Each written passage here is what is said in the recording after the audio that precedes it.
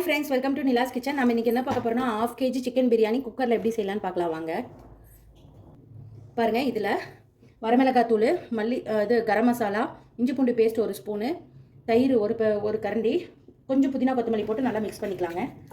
Sorry, காமிக்க மறந்துட்டேன். Mix பண்ணி இது நல்லா ஊறட்டுங்க சிக்கனு. குக்கரில் பிரியாணி தாளித்து விட்டுடலாங்க. இதுக்கு குக்கர் வச்சுட்டு ஆயில் ஒரு 100 ml ஊற்றிக்கோங்க. 1/2 kg ரைஸ்க்கு 100 ml ஆயில் போதுங்க.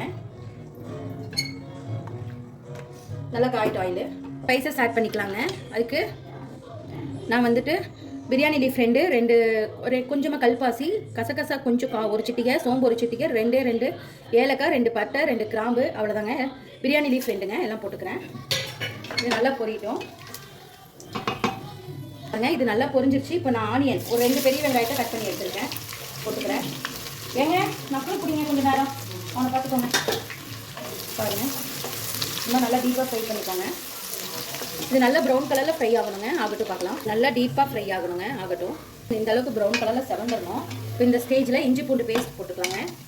ஆல்ரெடி அதில் 1 ஸ்பூன் போட்டிருக்கேன், அதனால் 2 டேபிள் ஸ்பூன் இஞ்சி பூண்டு பேஸ்ட் எடுத்துக்கிறேங்க. மொத்தம் 3 டேபிள் ஸ்பூன் 1/2 kg போட்டால் போதும். ரொம்ப நிறையா போட வேண்டியதில்லை. இது நல்லா வதங்கட்டும். இப்போ இந்த ஸ்டேஜ்லேயே புதினா கொத்தமல்லியும் போட்டுடலாம். 2 சேர்ந்து ஒரு கை போட்டுக்கிறேங்க. இந்த ஆயிலே வதங்கும் போது தான் நல்லா டேஸ்ட் கொடுக்கும்.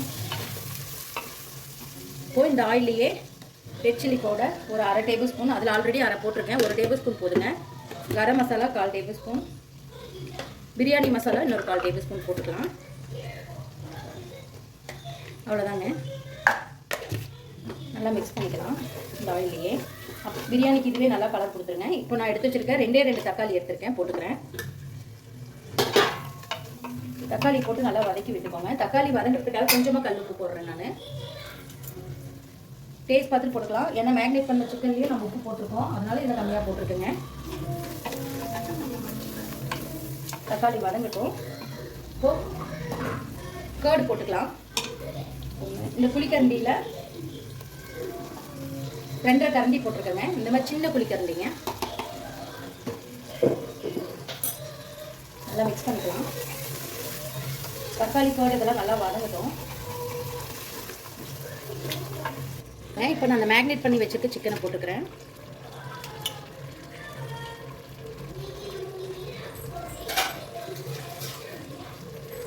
நல்லா மிக்ஸ் பண்ணிக்கலாம் சிக்கனை போட்டு. இது நல்லா சிக்கன் வந்துருச்சு.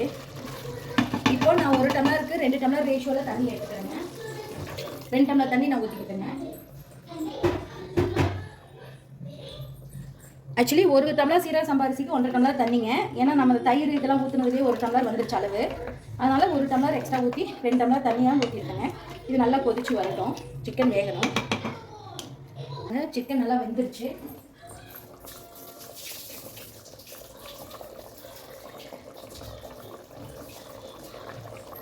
பாருங்க, சிக்கன் வெந்துருச்சு. இப்போ நான் எடுத்து வச்சுருக்க ரைஸை போட்டுக்கிறேன். 2 டம்ளர் சீரக சம்பா ரைஸ் எடுத்துருக்கேங்க. போட்டு நல்லா மிக்ஸ் பண்ணிக்கலாம்.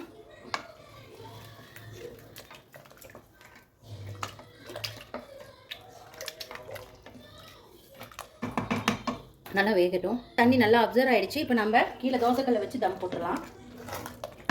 குக்கர்லேயே கீழே தோசைக்கல் வச்சுட்டுங்க, குக்கரை எடுத்து இது மேலே வச்சுருங்க. வச்சுட்டு மூடி போட்டு கரெக்டாக 20 மினிட்ஸ் சிம்மில் வச்சுருங்க. அடுப்பை சிம்மில் வச்சு தம் போட்டுக்கோங்க. இது நல்லா தண்ணி அப்சர்வ் ஆகி தம் ஆகி வந்துடுங்க நமக்கு. இப்போ நான் போட்டுக்கிறேன். கரெக்டாக 20 மினிட்ஸுங்க. தம்லேயே இருக்கட்டும் சிம்மில். ஓப்பன் பண்ணி பார்க்கலாம். அப்புறம் அவ்வளோ சூப்பரான ஒரு பிரியாணி ரெடி ஆயிடுச்சு. உதிரியாக சூப்பராக ஆயிடுச்சுங்க. கண்டிப்பாக நீங்களும் இந்த மாதிரி ட்ரை பண்ணி பாருங்கள். ட்ரை பண்ணி பார்த்து கமெண்ட் பண்ணுங்கள். இந்த வீடியோ பிடிச்சிருந்தா லைக் பண்ணுங்கள், ஷேர் பண்ணுங்கள், மறக்காமல் சப்ஸ்கிரைப் பண்ணுங்கள். இன்ஸ்டாகிராம் பேஜும் ஃபேஸ்புக் பேஜும் ஃபாலோ பண்ணிக்கோங்க. தேங்க்யூ ஸோ மச் ஃபார் வாட்சிங். பாய்.